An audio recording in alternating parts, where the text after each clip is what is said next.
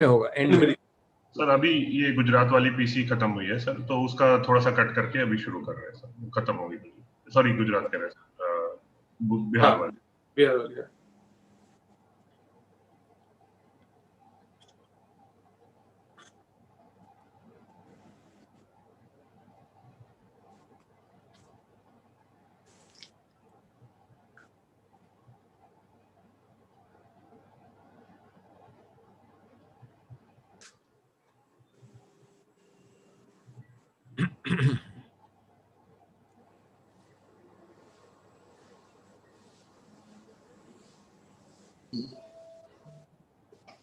Another 15 seconds sir.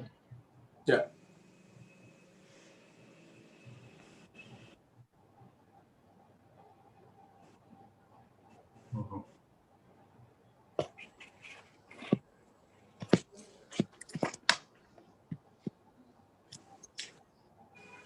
नमस्कार मित्रों, आज की विशिष्ट पत्रकार वार्ता में आप सभी का स्वागत है।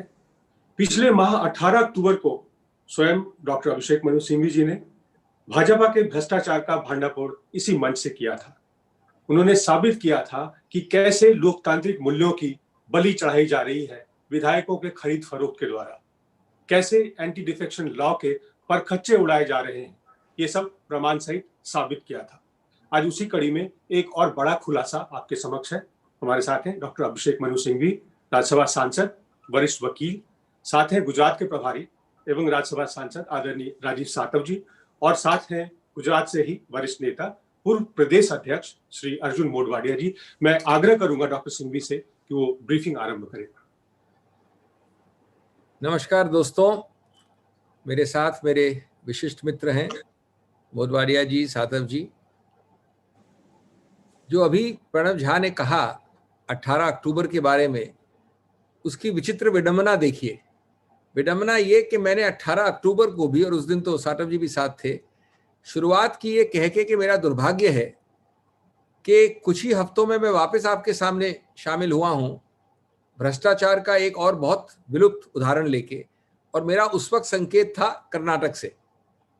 अब आप देखिए 2 हफ्ते बाद हम फिर आपके सामने हैं, क्योंकि ये जो श्रृंखला है, ये जो कड़ी है, ये बीजेपी की अलग अलग प्रदेशों में और विशेष रूप से जो 2 हमारे देश के विशिष्ट युवराज हैं, उनका जो संबंध है गुजरात से, तो गुजरात में ये बार बार ऐसे उदाहरण हम देखते हैं। मैंने आपको उस वक्त उदाहरण दिया था कि किसी एक प्रदेश में ही ऐसा होता है, ऐसी बात नहीं है। कर्नाटक में कई उदाहरण दिए हमने, गुजरात में आज हम दूसरी बार आपके समक्ष हैं चौथे उदाहरण को लेके। लोकायुक्त रिपोर्ट, मध्य प्रदेश से व्यापम, इत्यादि इत्यादि। चूंकि संस्थापिक स्मृति को याद दिलाना पड़ता है, इसलिए मैं इनका जिक्र वापस कर रहा हूं। लेकिन प्रमाणित क्या चीज होती है? प्रमाणित इन सभी उदाहरणों से ये होता है, और जो आज उदाहरण देने वाला हूं मैं उससे भी, कि भाजपा राष्ट्रीय स्तर पे, प्रादेशिक स्तर पे खरीद फरोख्त की सरकार है। उसने राजनीति और दुकानदारी में फर्क और भिन्नता करीब करीब शून्य कर दी है। विधायिका को शर्म से गिरा दिया है।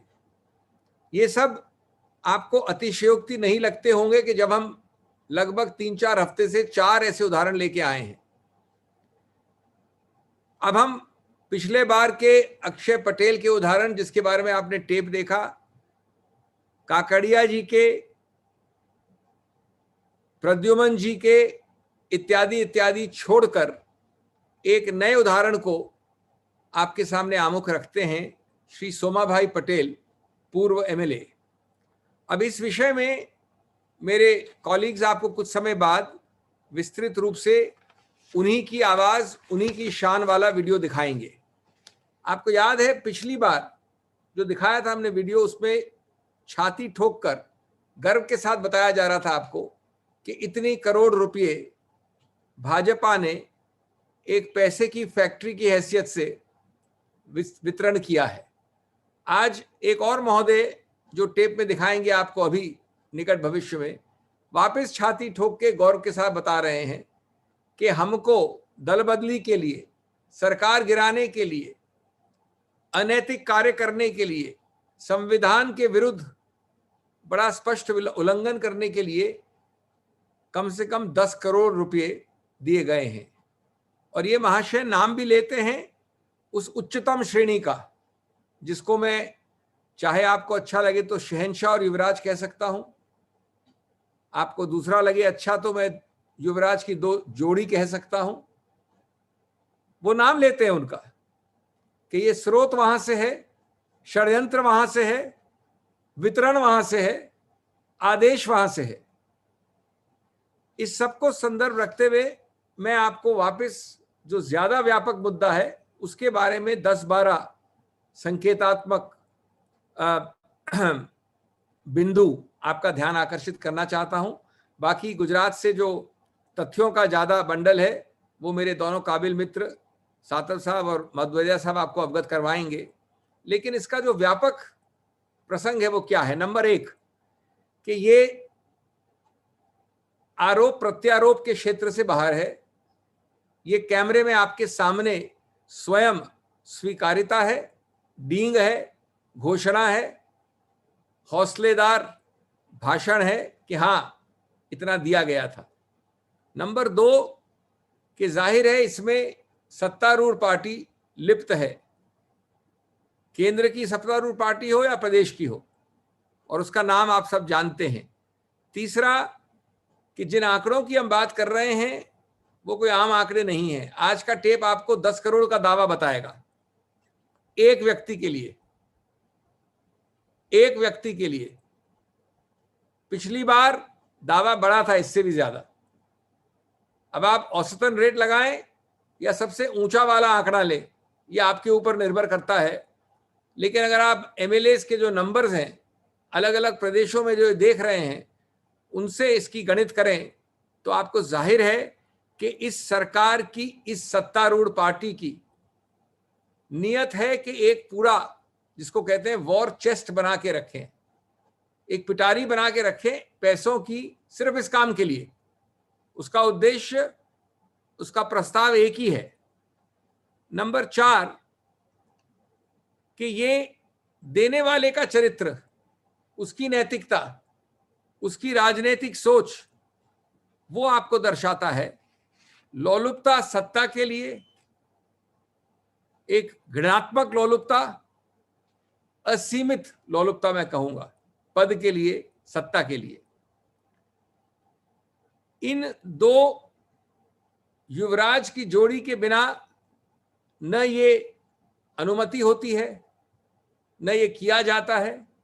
और जो टेप अब दिखाएंगे उसमें तो माननीय गृह मंत्री का नाम लिया इन महाशय ने, और ये आपको एक शीर्षतम स्थान पे दिखाता है कि क्या हो रहा है। मेरा सबसे महत्वपूर्ण मुद्दा मैं समझता हूं 5वां है या 6ठा है कि हमारे इतने प्रखर और मुखर प्रधानमंत्री भाषण में इतने तीव्र शब्दों का प्रयोग, इतनी निपुणता, जब ऐसे मुद्दे हम उठाते हैं तो क्या सांप सूख जाता है? चुप्पी साध लेते हैं। जो अंग्रेजी में कहते हैं कि साइलेंस इज एलोक्वेंट। ये चुप्पी कहां से आती है? एक शब्द नहीं सुना हमने 18 अक्टूबर के बाद, एक शब्द नहीं सुना जब येदियुरप्पा जी के विषय में मैंने आपसे विस्तृत आंकड़े के साथ, तथ्यों के साथ, व्हाट्सएप के साथ प्रेस ब्रीफिंग ली थी। और मैं आपको विश्वास दिला सकता हूं कि एक शब्द नहीं सुनेंगे हम आज के बाद, क्योंकि ये युवराज की जोड़ी या शहंशाह युवराज की जोड़ी या राजा और महाराजा की जोड़ी, ये ऐसे मुद्दों पे नहीं पढ़ना चाहते हैं। ये सिर्फ जुमलेबाजी आपको बताएंगे। कुशासन के जो तथ्य हैं और तत्व हैं उसके बारे में कोई जवाब नहीं सुनेंगे आप। मैंने जो दूसरी बात कही थी पिछली बार, जो मेरा आज का 7वां पॉइंट है, जो दूसरा पहलू था, वो है कि ये कोई आम चीज नहीं है। हमने संविधान में इतना माथापच्ची करके, हमारे संसद के डिबेट्स पढ़िए 84-85 में, ये कानून क्यों पास किया था दल बदली का? उस कानून का तो आपने धज्जियां उड़ा दी, उस कानून की तो आपने अवमानना कर ली, लेकिन उसका मूल सांस्कृतिक संवैधानिक स्पिरिट क्या थी, उसकी आत्मा क्या थी? विधायिका के इन मामलों में नैतिकता रखना। वो कानून जो हमने दल बदली का बनाया है उसका सबसे ज्यादा अपमान, उल्लंघन और जैसा मैंने कहा धज्जियां उड़ाने का प्रक्रिया अगर की है किसी ने तो भाजपा ने की है। हर प्रदेश में हमको हर दिन उदाहरण आ रहे हैं। और दूसरी पार्टियों में चुनाव के वक्त आप इनकम टैक्स रेडें करवाते हैं और खुद की पार्टियों में आप पैसे का वितरण करते हैं। ये कहां का संतुलन है, कहां का न्याय है, मुझे पता नहीं। मैं आपको तकनीकी चीजों से बोर नहीं करना चाहता, लेकिन हमारे कम से कम 10 उच्चतम न्यायालय के निर्णय हैं, 1 नहीं, 5 नहीं, 10, जहां पर इस प्रकार की दल बदली को हर बार वही शब्द का इस्तेमाल किया है, कॉन्स्टिट्यूशनल सिन, संवैधानिक पाप। अरे भाई, ये बीजेपी से प्रश्न पूछना चाहिए, कोई जवाब आना चाहिए, कितनी बार इस पाप को करेंगे आप? 10 बार पाप करके चुप्पी साधना और उसके लिए कोई प्रायश्चित नहीं करना, कोई मानना नहीं, स्वीकारना नहीं, अजीबोगरीब उत्तर देना, क्या यही आपकी अस्मिता और पहचान है? मैंने आज पढ़ा अखबार में, और मेरे मित्र ज्यादा बताएंगे आपको, कि बीजेपी के प्रादेशिक अध्यक्ष का एक बड़ा रोचक जवाब आया कि जब ये हुआ तो मैं तो था ही नहीं अध्यक्ष, मैं तो बाद में आया, मेरे से मिले नहीं, इत्यादि इत्यादि। ये एक प्रकार से तो जो हम कह रहे हैं उसकी पुष्टि करता है। हम ये थोड़ी कह रहे हैं कि आप थे या नहीं थे। ये मुद्दा नहीं है कि आप, ये इरेलेवेंट चीज है कि आप थे या नहीं थे। हम दिखा रहे हैं आपकी बीजेपी की निरंतरता, प्रादेशिक स्तर पे और राष्ट्रीय स्तर पे माननीय प्रधानमंत्री के आंख और नाक के नीचे की निरंतरता। कभी आप हैं, कभी ए हैं, कभी बी हैं, कभी सी हैं, लेकिन ये चलता रहता है निरंतर ये प्रक्रिया, और जवाब कुछ नहीं आता है सिवाय इसके कि भाई मैं नहीं था, वो थे। अप्रासंगिक जवाब है, और मैं समझता हूं कि जो हम आरोप लगा रहे हैं उसका पूरा पुष्टिकरण है। जैसा मैंने आपको याद दिलाया, ये हर प्रदेश की कहानी है बीजेपी की जुबानी, और मैंने आपको उदाहरण दिए थे मणिपुर से लेके गोवा के, गुजरात से लेके कर्नाटक के, इत्यादि इत्यादि। मैं अपनी बात अंत करूंगा आपको ये याद दिला के कि जब सबसे भीषण हमारे यहां देश में पैंडेमिक चल रहा है, मानवता का सबसे भीषण पैंडेमिक, इस 8-9 महीने में हमने आपको कम से कम 10 ऐसे उदाहरण दे दिए हैं। क्या आपको पैंडेमिक कोविड के वक्त माइग्रेंट लेबर की तरफ देखने का समय नहीं है? सहायता और हीलिंग टच का समय नहीं है? इतने ही रुपए हैं आपके पास वितरण करने को, तो मैं आपको 10 और अच्छी चीजें बता सकता हूं सुशासन की, जिसमें आप इन रुपयों का वितरण कर सकते हैं, उपयोग कर सकते हैं। आप ऐसे समय में भी, इससे ज्यादा गिरावट क्या हो सकती है, ऐसे समय में भी ऐसे कार्य कर रहे हैं आप। तो दोस्तों, अब गुजरात में हल्ला है कि माननीय प्रधानमंत्री और गृह मंत्री की युवराज जोड़ी ने वहां की राजनीति को सेठों का गल्ला बना दिया है। जो न खाऊंगा न खाने दूंगा, ये शब्द हैं, ये व्यंग लगते हैं, ये मजाक लगते हैं, बड़ा अपमान का मजाक देश के साथ, जनता के साथ। और प्रश्न उठता है कि वो प्रखर और मुखर चौकीदार कहां है, जो सिर्फ बोलने में चौकीदार है, करने में नहीं है, या उनके कंट्रोल से बाहर है? Friends, I will not take much time. You've been very patient, and my colleagues, respected Mr. Satav and Mr. Modwadia, will add context and facts from Gujarat to it. My colleagues at the AICC will show you the 4th of such chain of videos in hardly 2 to 3 weeks. This is the 4th example. It is supremely ironical that I started the briefing hardly 2 weeks ago on 18th of October by apologizing for my misfortune in having to take briefings on this subject. And I said that because that was about 2 weeks after the Yudurappa briefing I had taken.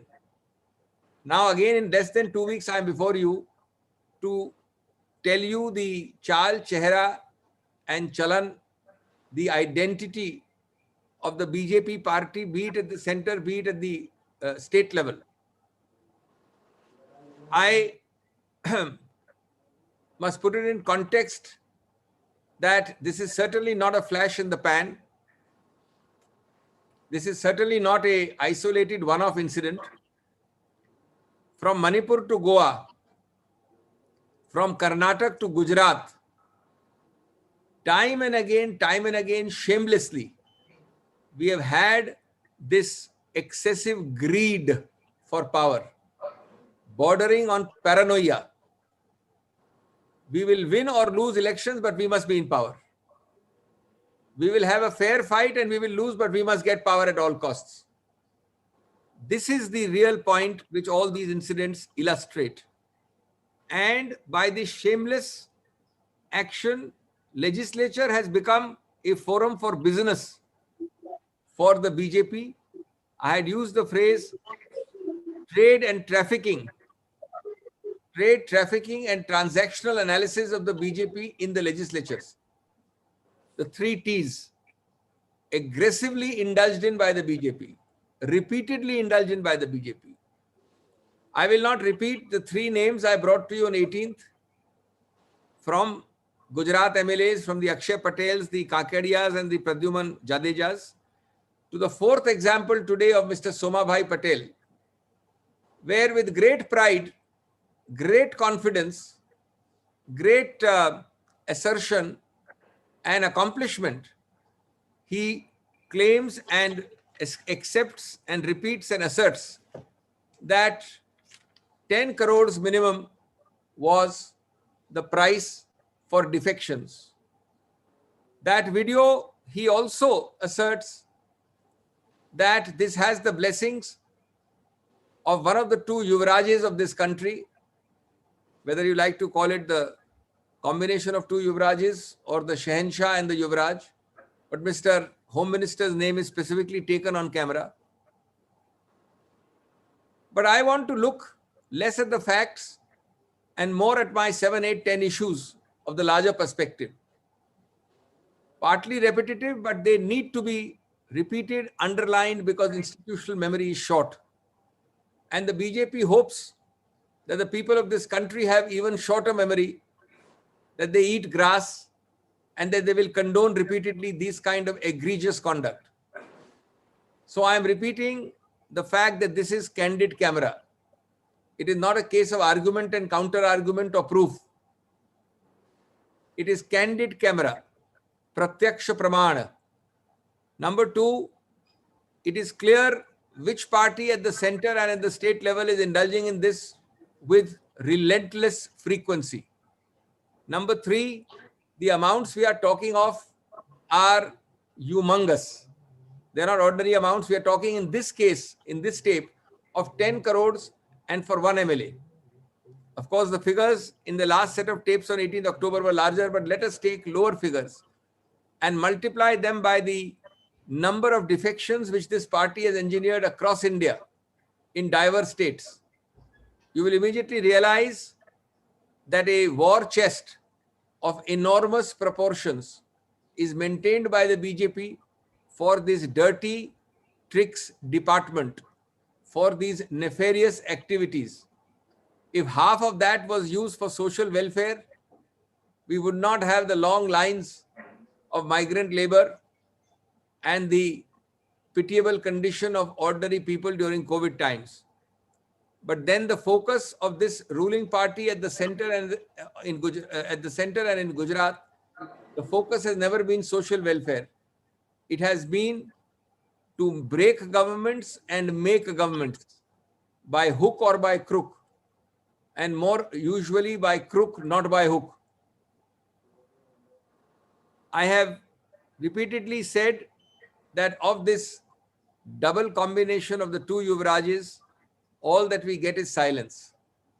Not a word.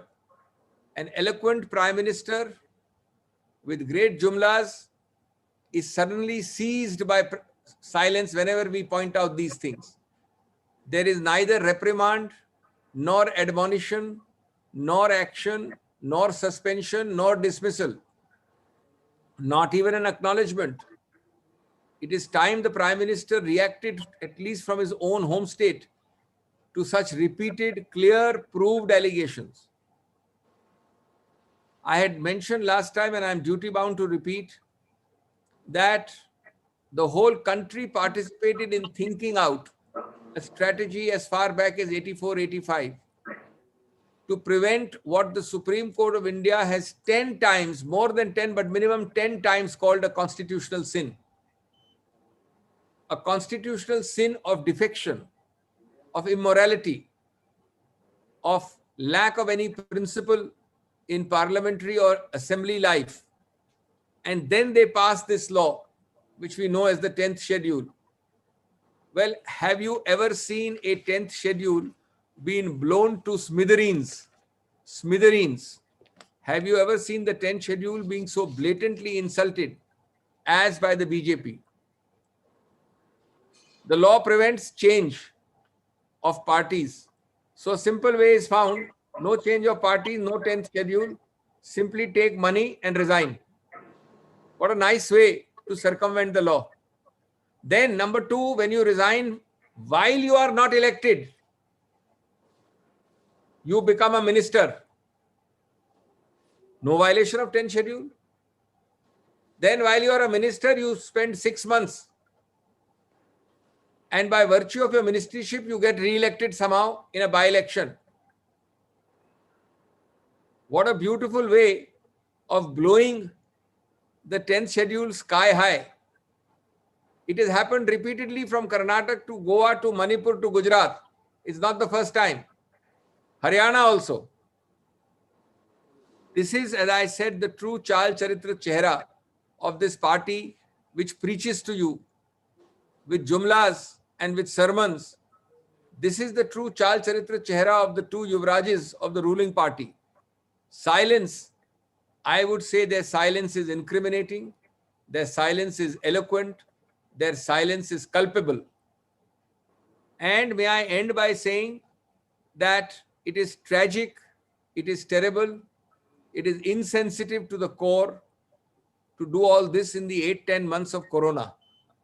The worst pandemic faced by humanity in current times, and instead of providing the healing touch, distributing much needed resources, instead of reacting to the misery of migrants, MSMEs, you have war chests for this kind of nefarious, immoral activity. So friends, I would end by saying that na khaunga na khane dunga sounds like Alice in Wonderland. It is hurtful. To call yourself a chowkidar is to say what Alice in Wonderland said, that words mean what I say they mean. They have no other meaning than what I say they mean. So may I now request of course, at the end of our address, you will see the video, but may I now request my colleagues to address you, but end by reminding you that you are, and the people of India through you, are the ultimate sentinels to demolish this kind of nefarious activity day in and day out, week in and week out, month in and month out. Rajiv भाई, वरिष्ठ नेता आदरणीय अभिषेक मनु सिंघवी जी, अर्जुन भाई और सभी press के साथी, जैसे 18 अक्टूबर को अभिषेक जी ने प्रेस की थी और उन्होंने कई सारे वीडियोस आपके सामने लाए थे और बीजेपी का भांडाफोड़ किया था। 2014 में भारतीय जनता पार्टी ने हर वक्त ये कहा था कि गुजरात में उन्होंने बहुत अच्छा सुशासन दिया है और उसकी चर्चा उन्होंने की। 25 साल में आपने देखा होगा कि गुजरात में भारतीय जनता पार्टी की सरकार है।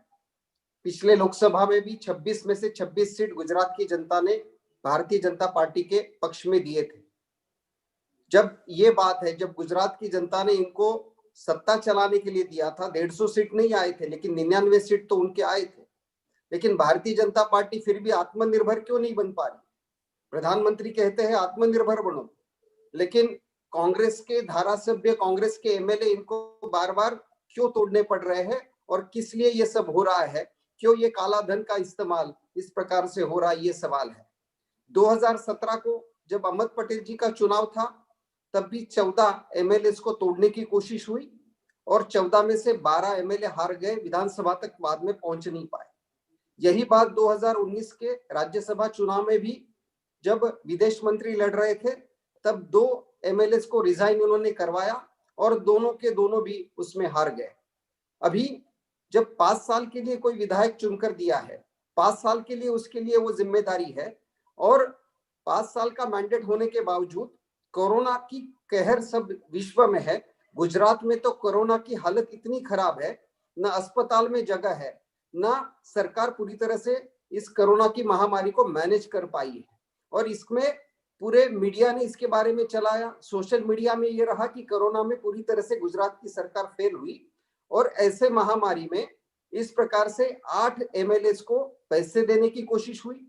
अभिषेक जी ने जैसा कहा कि अक्षय पटेल का वीडियो आपने देखा, काकड़िया का वीडियो आपने देखा और प्रद्युमन सिंह जाडेजा के भी स्टेटमेंट आपने देखे।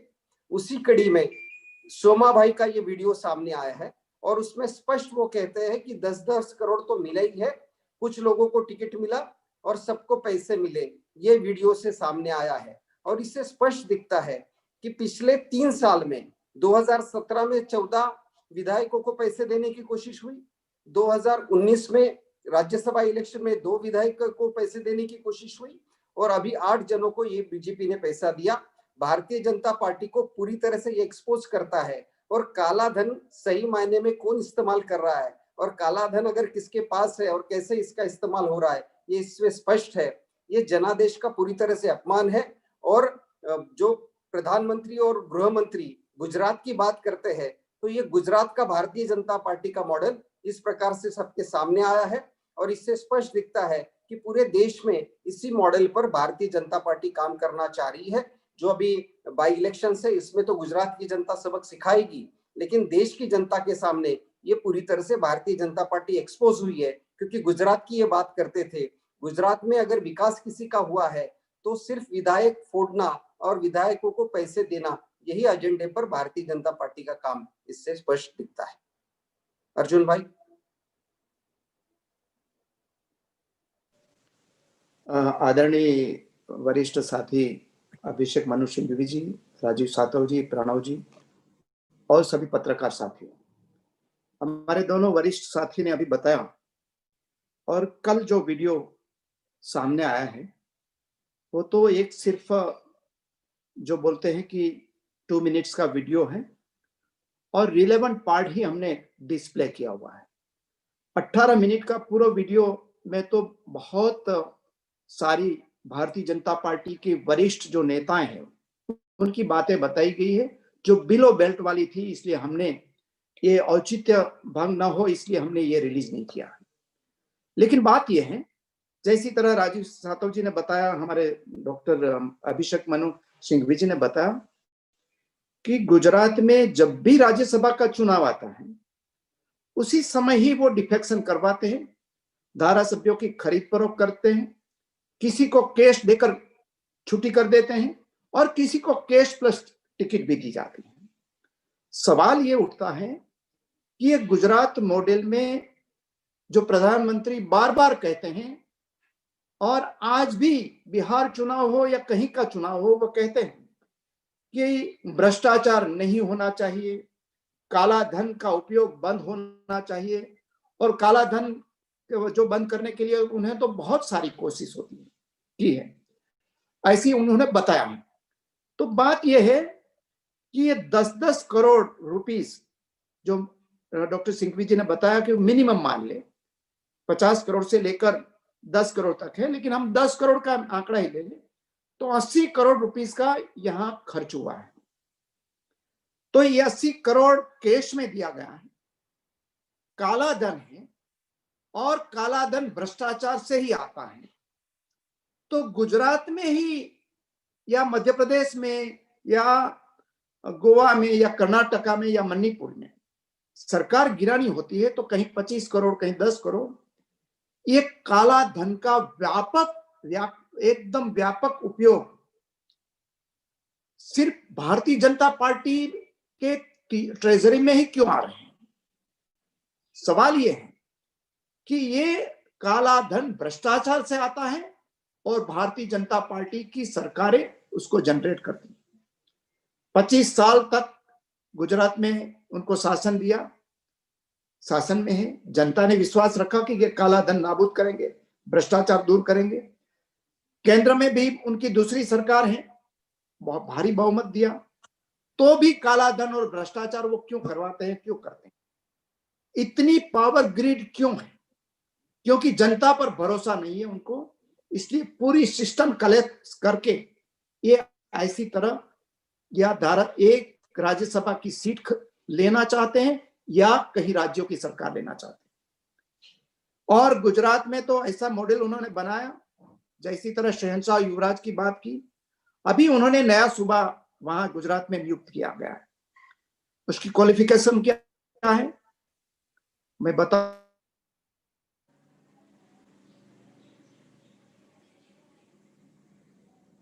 हूं एक ही मिनट में। उनका जन्म ये 1978 में वो मैट्रिक में फेल हुए, उसके बाद गुजरात पुलिस में भर्ती हुए। बुटलेगिंग के 2 केस में एक ही साल में उनको सस्पेंड किया गया। बहुत बड़ा बुटलेगिंग का इलीगल लिकर का जत्था मिला था उसमें। उसके बाद फिर से 1984 में वो परमानेंटली डिसमिस हुए पुलिस में से, और उनके बहुत भारी पैसा उसको मिला। ऑक्ट्रॉय चोरी का केस भी उस पर दायर है, जमीन लैंड स्कैम का केस उस पर दायर है। 2001 के साल में उनको diamond jubilee bank, cooperative bank थी, उसमें उनका खुद का 84 करोड़ का लोन स्कैम था, उस पर केस हुआ। वो 1.5 साल तक जेल में रहे, बीच में भाग गए, और उस पर टोटल 107 केसेस एज पर उनकी 2014 का जो लोकसभा की चुनाव है उसमें जो केसेस दिए गए हैं उसमें 107 केस दिए गए। ऐसे 32 लक्षणा प्रेसिडेंट बनाया है और हर दफा धमकियों की भाषा में बात करते हैं।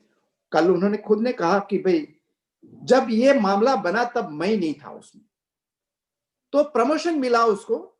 ऐसा काम करने का प्रमोशन भी मिलता है कभी कभी, भाजपा है वहां, यहाँ तो न्यू नॉर्मल बन गया भ्रष्टाचार करना, ये करना।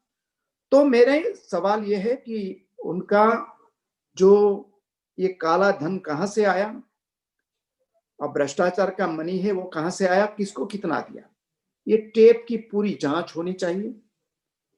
वैसे तो मुंबई हो या कहीं और हो तो 5-5 एजेंसी, मुंबई में एक केस बना तो बिहार पुलिस आ गई, वहां सीबीआई आ गई, वहां एनआईए आ गई एक ही केस में, वहां ये नारकोटिक्स ब्यूरो आ गया, इनकम टैक्स आ गया, ईडी आ गया, सारी एजेंसियां काम करने लगी। निकला तो सिर्फ 45 ग्राम गांजे का व्हाट्सएप चैट। तो यहाँ इतना बड़ा भारी डील हुआ है। तो जो हाई कोर्ट या सुप्रीम कोर्ट का सिटिंग जज का commission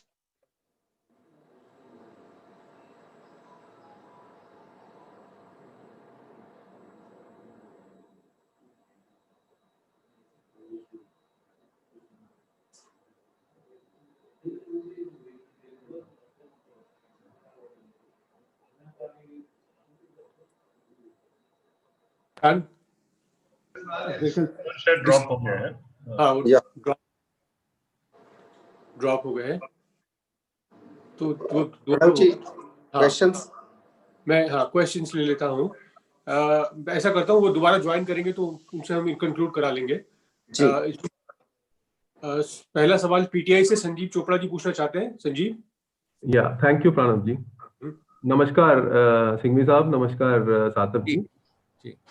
I just wanted to know, since you have been BJP has been repeatedly indulging in such activities as you said, buying of MLAs and MPs and ahead of every election. and you have said that they have repeatedly violated the 10th schedule, and the courts have already considered this as a constitutional sin. So why doesn't the Congress move the court to get a permanent solution to this so that this does not happen again? You see, this is a fundamental mistake to think that such kind of activities are movable in courts. On the contrary, this is what the BJP will want us to do. Okay. They will want a legitimation function of the courts on technical grounds. What is the method? How is it? It's a larger issue. It will take 9 months. So they want you to get lost in myriads of small details so that the real issue is lost. Somebody may say that technically there is no violation of 10th schedule because the man has resigned. The real issue is moral, is political. It's also constitutional, but court decisions come on technical law and in the fullness and ripeness of time. And it allows frequently the wrongdoer to get away. Secondly, remember that we are entitled to fire on multi-barreled guns. When we talk to you and draw your attention, we talk to the nation through the media, which is the heart and soul of a democracy. It doesn't mean that subsequently somebody may not go to court, but that's a more medium-term and long-term process. In the immediate term, it is important to jog public memory, to shock public conscience. And that is why this is important. So each is not mutually exclusive from the other. Thank you. Thank you. Thank you. Siddharth from ARI. Siddharth, please ask. Sir नमस्कार। मेरा सवाल sir Singhvi sir से और Rajiv Satav sir से दोनों से है और कांग्रेस से ये है कि ये तो बिल्कुल धोखा होता ही है लोगों के साथ कि लोग चुनते हैं 5 साल के लिए और 2 साल बाद वही नेता किसी और सिंबल के ऊपर आता है और आगे चुनाव लड़ता है। और आप कह रहे हैं कोर्ट में जाना एक लंबा प्रोसेस है और एक टेक्निकल चीज है, लेकिन पॉलिटिकली आप ये कांग्रेस से भी सवाल उठता है कि आखिरकार इतने क्यों कमजोर हो जाते हैं कांग्रेस के उम्मीदवार जो कल तक बड़े पक्के थे और आज वो पार्टी छोड़ देते हैं। दूसरा ये कि अपोजिशन पार्टीज मिलके क्यों नहीं इस बात को करती, क्योंकि बीजेपी तक सीमित नहीं है। तेलंगाना के अंदर टीआरएस ने कांग्रेस पार्टी के आधे से ज्यादा विधायक तोड़ दिए, बहुत कम संख्या थी, पूरी पार्टी आपकी वहां टूट गई। तो ये तो एक लार्जर एस्पेक्ट है, एक लार्जर कंसेंसस पूरे देश में आपको कांग्रेस को नहीं लगता बननी चाहिए? अपोजिशन बात करे इसके ऊपर, कुछ ना कुछ, चाहे कार्यपालिका विधायिका कुछ इसका सोल्यूशन निकाले, और इसका सोल्यूशन निकलना चाहिए क्योंकि ये पॉलिटिकल पार्टियों से भी ज्यादा जनता के साथ धोखा है। राजीव जी इसका जवाब अलग से देंगे, मैं सिर्फ 2 मिनट लूंगा शुरू में ये कह के कि बहुत हद तक मैं आपसे सहमत हूँ। निश्चित रूप से एक आम सहमति चाहिए राजनीतिक दलों की, लेकिन जब कोई उतारू हो जाता है अपने बहुमत के अहंकार में, अपने पैसे की जिद में, राजनीतिक जिद में, तो मैं समझता हूं कि जब आप नैतिकता और संविधान का उल्लंघन करते हैं तो सबसे बड़ा कोर्ट, सबसे पहला कोर्ट होता है जनता का कोर्ट, और उसका जरिया सबसे बड़ा होता है प्रेस।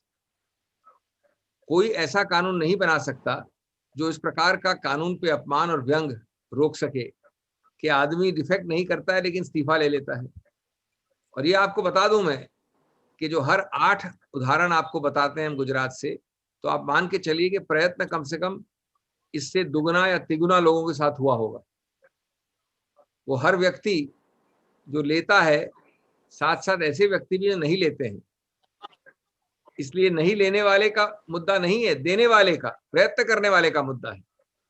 और अगर हमने इतने उदाहरण दिए हैं तो कम से कम इससे दुगने उदाहरण में प्रयत्न किया है बीजेपी को। तो ये मैं समझता हूं कि अंत में मैं मानता हूं तीसरा जो पहलू है कि हमारा दल बदल का भी कानून को बदलना पड़ेगा।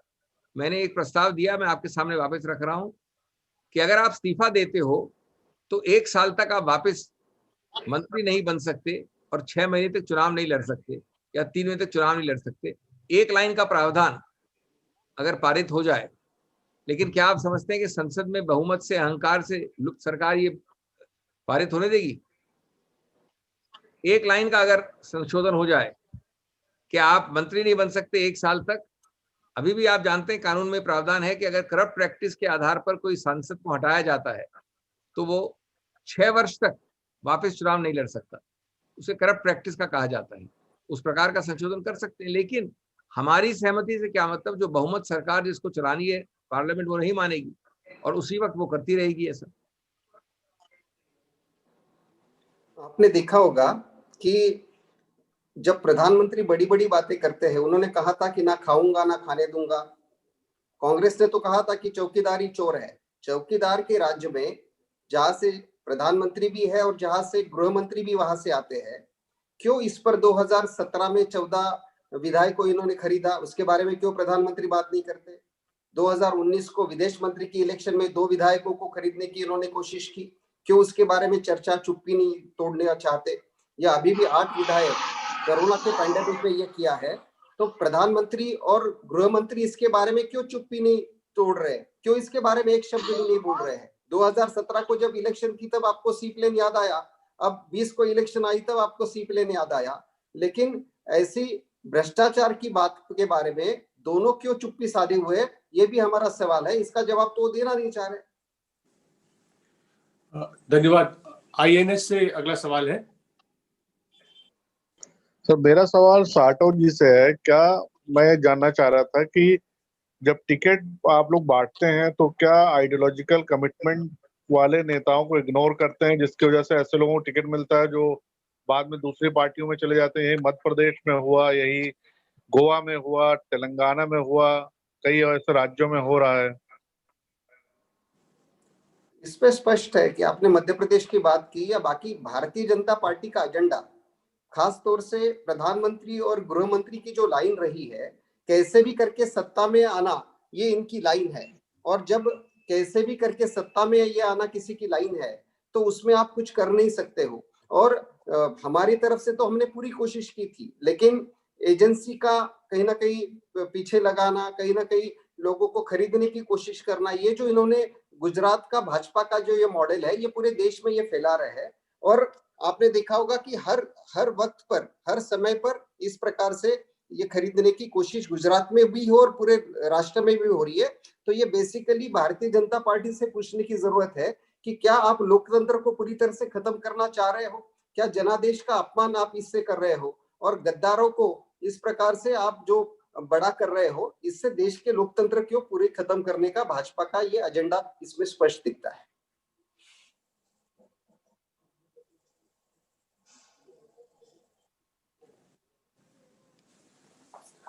Thank you. राकेश कपूर जी अगला सवाल पूछना चाहते हैं। जी, मेरा सवाल ये है सिंघी साहब कि ये जो प्रश्न है, इस प्रकार से जो इस्तीफा दिला करके फिर उनको दोबारा मंत्री या विधायक बनाने का, ये पूरा जो पार्लियामेंट्री सिस्टम है उसको फेल करना है मनी पावर के मार्फत। तो सवाल ये मल्टी डायमेंशनल है, कॉन्स्टिट्यूशनल सिन भी है, इमोरल भी है। तो but the intent of this कि ये पूरा जो हमारा पार्लियामेंट्री सिस्टम है वो ये फेल करता है, ये चीजें, ये सवाल सबसे बड़ा है। और दूसरा इसके साथ मैं जोड़ दूं, फिर दोबारा सवाल नहीं पूछूंगा, कि अभी सुप्रीम कोर्ट ने फैसला दिया है कि जो कमलनाथ जी का जो स्टार कैंपेनर का दर्जा हटाया गया था, उस पर स्टे दे दिया है सुप्रीम कोर्ट ने अभी। और कमलनाथ जी की तरफ से कहा गया कि ये अधिकार इलेक्शन कमीशन को नहीं था, क्योंकि स्टार कैंपेनर जो तय करता है वो पॉलिटिकल पार्टी तय करती है। देखिए ऐसा है, पहला प्रश्न आपका बहुत ज्यादा व्यापक है जी। पूरा सेशन और लेक्चर और एक पूरा सेमेस्टर का भी प्रश्न है, उससे भी ज्यादा व्यापक है। मैंने आपको उसका 2 लाइन का संशोधन का प्रस्ताव बताया था कि आप सिर्फ ये कहें कानून के संशोधन द्वारा कि जो व्यक्ति इस्तीफा देता है वो 3 महीने तक वापस चुनाव नहीं लड़ सकता और 1 वर्ष तक मंत्री नहीं बन सकता। इस एक संशोधन से बहुत फर्क पड़ेगा जो लोग पैसा लेके इस्तीफा देते हैं उससे। जैसा मैंने कहा, दूसरा मुद्दा इसका वो है कि जब रक्षक भक्षक हो जाते हैं तो उसका कोई इलाज नहीं है। आखिर कानून कौन पारित करेगा? बहुमत वाली पार्टी। यहाँ आरोप किसके विरुद्ध है? बहुमत वाली पार्टी।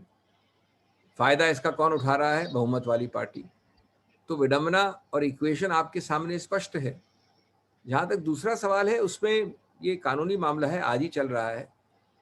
हमारा मानना है कि चुनाव आयोग ने कई गलतियां की हैं इसमें, लेकिन अब जब उच्चतम न्यायालय के पास में है तो हमें टिप्पणी करने की आवश्यकता नहीं है। तो चुनाव वैसे ही खत्म हो रहे हैं और ये निर्णित होगा अल्टीमेटली। धन्यवाद सर। कुछ सवाल जो नॉन सुओ मोटो से भी हैं। मौसमी पूछना चाहती थी सवाल। मौसमी आफ्टर दैट साम्या। जी साहब, सिंघवी साहब, आपको आवाज हमारी मिल रही? I think Pranav, you can hear me? Yeah, I can hear you. Just hold on. I think Yeah. he's on the other line. अच्छा, ठीक।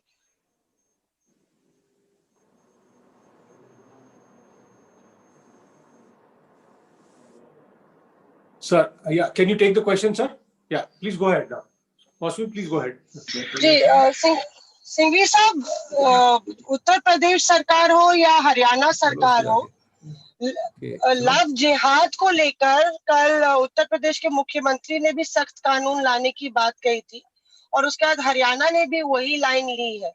तो कांग्रेस का क्या रुख है कि लव जिहाद के खिलाफ सख्त कानून लाएंगे ताकि कोई जबरन धर्म परिवर्तन ना कराए और लव जिहाद का रास्ता ना इख्तियार हो? फरीदाबाद की घटना के बाद ये बात सामने आई। आप किससे पूछ रहे हैं? मेरे से पूछ रहे हैं? जी हाँ, आपसे पूछ रही थी जी। हाँ, देखिए, इस वक्त प्रादेशिक स्तर का जो कानून प्रस्तावित है उस पर टिप्पणी करना सही इसलिए नहीं होगा क्योंकि हमने उस कानून का स्वरूप नहीं देखा है। प्रदेश के अधिकार क्षेत्र में जरूर आता है, लेकिन मैं एक दो बात बड़ा स्पष्ट कहना चाहता हूं। ये लव जिहाद शब्द का दुरुपयोग है। ये मुद्दा लव जिहाद का नहीं है, ये मुद्दा संप्रदाय और धर्म का नहीं है। ये मुद्दा है कि दबाव द्वारा कुछ भी हो रहा हो, दबाव द्वारा चाहे दो एक ही धर्म वालों के बीच में हो, दबाव द्वारा चाहे दो विभिन्न धर्मों के बीच में हो, दबाव की चीज को प्रतिबंधित करना सही समझ में आता है। लेकिन आप धार्मिक उद्देश्यों से करें तो वो एक दूसरी चीज होती है। अब इसका स्वरूप क्या है, इसके रूपरेखा क्या, उसको देख के हम टिप्पणी करेंगे। लेकिन इसको सिर्फ स्लोगन बनाना, इसका सिर्फ एक जुमला बनाना, वो है एक दूसरा राजनीतिक मुद्दा। जहां तक कानून का सवाल है, अगर जहां दबाव है, ए और बी के बीच में दबाव है, वो किसी भी धर्म का हो, वो बिल्कुल प्रतिबंधित होना चाहिए, कंट्रोल होना चाहिए, नियंत्रित होना चाहिए। Thank you. अगला सवाल सामिया पूछना चाहती थी। Samia, please come in.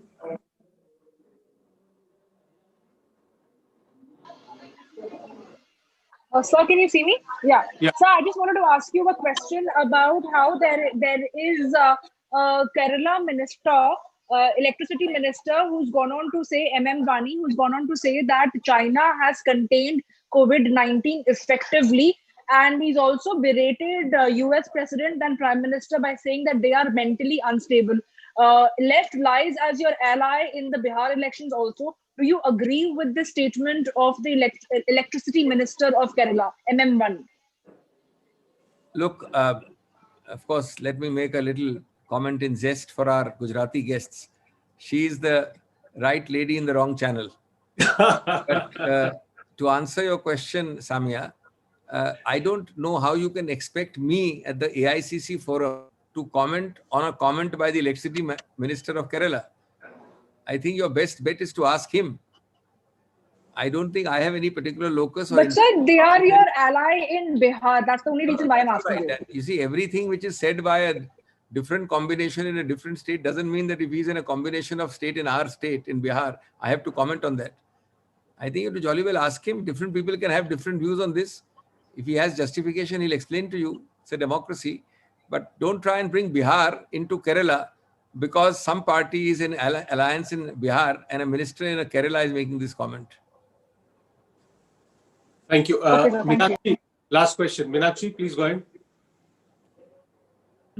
Sir नमस्कार। सर, बंगाल में लेफ्ट के साथ जो अलायंस की बात चल रही है, कहां तक उसका सक्सेस मिला है और क्या क्या उसमें अलायंस में क्या क्या सीट एडजस्टमेंट होगा? नहीं मीनाक्षी जी, आप काफी आगे पहुंच गई हैं। ये अभी न तो अलायंस की कोई रूपरेखा है, न कोई उसकी घोषणा है, न कुछ उस पे नहीं सीपीएम सीट शेयरिंग की बात करनी शुरू कर दी अभी से। सर अभी लेफ्ट का अभी पॉलिट ब्यूरो सेंट्रल कमेटी मीटिंग था, उसमें उन्होंने एक्सेप्ट कर लिया है अधीर रंजन चौधरी का जो। ठीक है, ऐसा है, हमें इस वक्त इस पे कोई टिप्पणी करना उचित नहीं होगा। ये जनरल सेक्रेटरी बंगाल बाद में बताएंगे आपको, लेकिन वो भी अभी नहीं बता सकते। अभी आप सब्र रखिए, अभी ये स्टेज नहीं है। आपकी टिप्पणियों के ऊपर हमसे कोई टिप्पणी लेना चाहती है, वो सही नहीं होगा।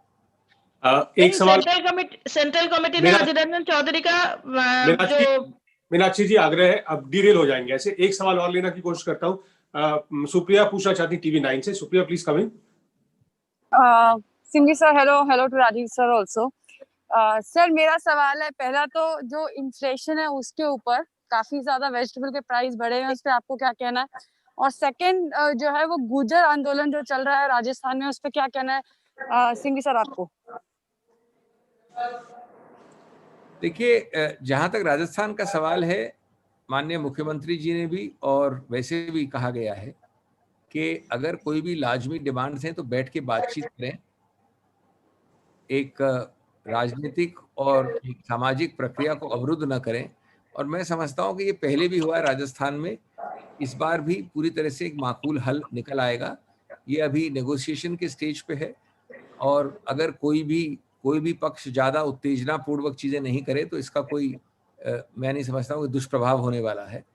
वो वहाँ पर जो इस मामले में अभियान करते हैं उनमें से कई वरिष्ठ नेता हैं जिनका आदर है, लेकिन उनको बैठ के बात करनी पड़ेगी।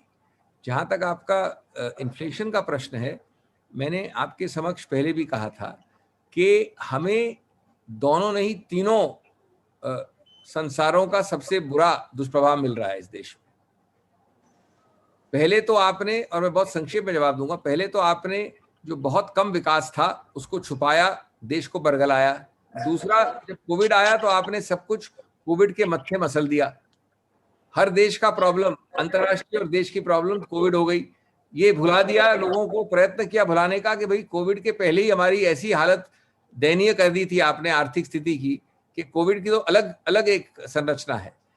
उसके बाद जहां आप सप्लाई साइड 20 लाख की घोषणा करके 2 से 3%, 2% मैं मानूंगा, आपने फिस्कल जो दिया समर्थन, उसके बावजूद आपके साथ इन्फ्लेशन हो रहा है।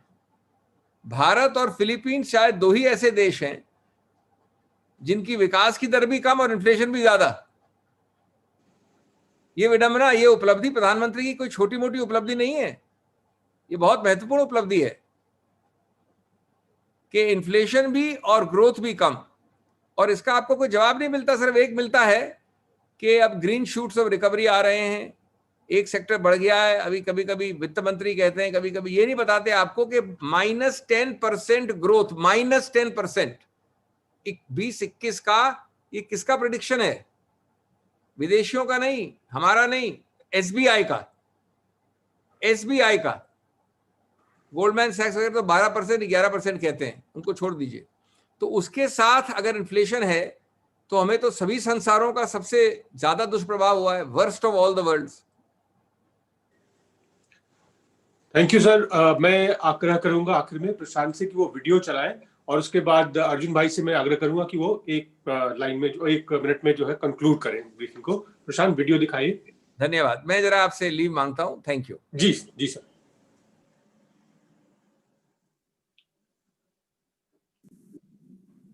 बीजेपी वाले क्या देंगे? वो तो सब हो गया दिया तो होगा उधर से। हाँ, तो वैसे ही तो थोड़ा कोई भी आदमी। सोमा भाई ने ये इस्तीफा दे के कुछ पैसे का लिया, बीजेपी से पैसा लिया, ऐसा सब, वो उनको भी थोड़ा किसी ने ब्रीफ किया होगा। कांग्रेस जो नहीं देगी तो मैं कहीं से भी लड़ूंगा। एनसीपी वाले भी मेरे पीछे पड़े हैं, क्योंकि मैं 4 बार एमपी बना। सब आपको तो सभी मेरे को कहते हैं 4 बार एमपी बनना ही की सीट से नानी सुनी बात नहीं है। मगर बीजेपी पूरा खर्चा करती थी मेरे पीछे, और कांग्रेस का खर्चा नहीं होता। इस्तीफा दिया तो 2-5 करोड़ तो दिए होंगे, 5 करोड़ तो दिए होंगे। वो तो सबको दिया, उधर को दिया।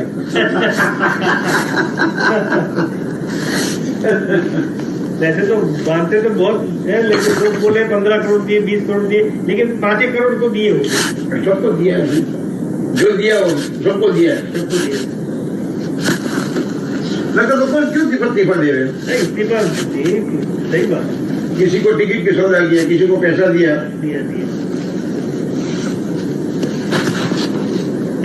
इतने पैसे लाते कहाँ से? इतने पैसे लाते कहाँ से? और पैसा खर्च, सब जगह पे पैसा खर्च। किसी को बोलने का नहीं, खाली पैसा लाओ और क्या। रिलायंस, टाटा, तो उसके पास ही है। बहुत पैसे खर्च।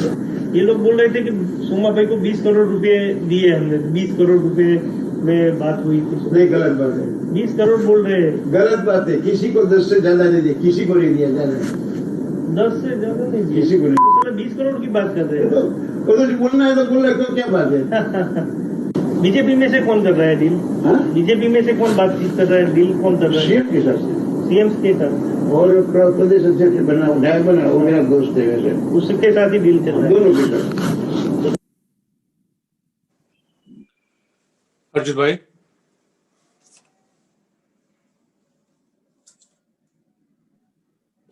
आप सबने वीडियो देखा और वीडियो में क्लियरली बता रहे हैं, और उसमें अमित शाह, ये गुजरात के मुख्यमंत्री विजय रूपाणी जी और गुजरात के नए अध्यक्ष जो बने हुए हैं, वो उनके बारे में जिक्र किया गया है कि उनके साथ बातचीत हुई और डील भी उनके साथ हुई, और ये क्लियरली डील के बारे में बात हुई है, और 10 करोड़ से कम किसी को नहीं दिया है। और जब आप इस्तीफा देते हो तो मुफ्त में क्यों दे, ये भी उन्होंने सवाल खुद ने कहा है कि भाई कुछ मिला होगा तो ही दिया हमने। तो ये बहुत बड़ा स्कैम, जिसमें 8 एमएलए शामिल थे, 5 को टिकट दिया, 3 को सिर्फ कैश ही दिया, और उनको ये दूसरी बात ये बता रहे कि उनको, ये वीडियो में नहीं है लेकिन बताया जाता है कि उनको बोर्ड कॉर्पोरेशन भी दिया जाएगा जिनको टिकट नहीं दिए। तो 80 करोड़ का मामला है, उसकी जांच होनी चाहिए। काला धन भारतीय जनता पार्टी कहां से जनरेट करती है, कौन से डिपार्टमेंट में से भ्रष्टाचार करती है, और उस पर व्हाइट पेपर लेकर एक कानून में संशोधन होना चाहिए, और जांच में जो जिम्मेदार है उसके सामने एंटी करप्शन एक्ट के तहत ये एक्शन लेना चाहिए। और जांच एजेंसी हो तो अभी भारतीय जनता पार्टी की एक ब्रांच बन चुकी है, इसलिए सुप्रीम कोर्ट और हाई कोर्ट के जो सिटिंग जज है उसके अध्यक्षता में ये जांच होनी चाहिए। Thank you. धन्यवाद अर्जुन भाई। तो अंत में अगर इस ब्रीफिंग को अगर 2 वाक्यों में समराइज करना हो तो मुझे लगता है कि ये कहना गलत नहीं होगा कि बीजेपी के 2 वरिष्ठतम युवराजों ने गुजरात की राजनीति को सेठों का गल्ला बना दिया। बोलने को चौकीदार लेकिन करने में कसूरवार। मैं धन्यवाद करता हूं डॉक्टर सिंघवी का, राजीव भाई का, अर्जुन भाई का और अपने सभी पत्रकार मित्रों का हमसे जुड़ने के लिए। उम्मीद करते हैं कि आप इस मुद्दे को प्रमुखता से अपने अखबारों में, टेलीविजन पर जगह देंगे। आप सबका बहुत बहुत धन्यवाद। Thank you.